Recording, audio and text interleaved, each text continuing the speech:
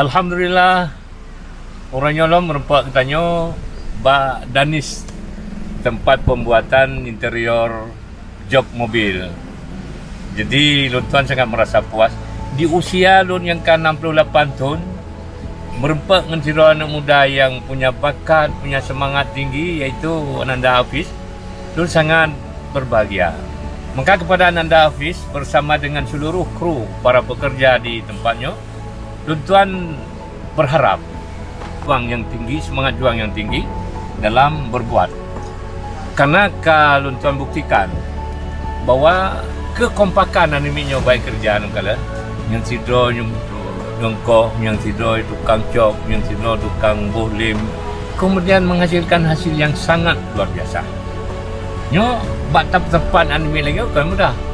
Kemudian yang paling penting, para konsumen, para pelanggan yang datang pulang dengan senyum. Ini yang paling penting. Maka betul mam motor tium truk 600 ribu.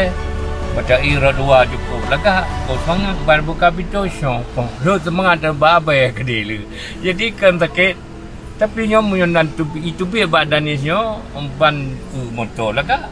Banda buka pintu betul kalan interior yang dihasilkan oleh kekompakan animenya membawa rasa puas. Itu yang paling penting.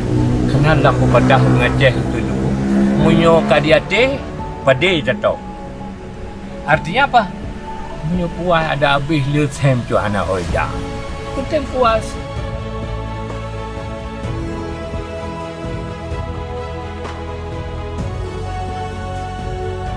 Mutu yang pernah dihasilkan uronyo dipertahankan. Kemudian cari kemajuan, cari pakai banu ke berlebih cerah. Baik puas dengan hasil yang puas kau orangnya.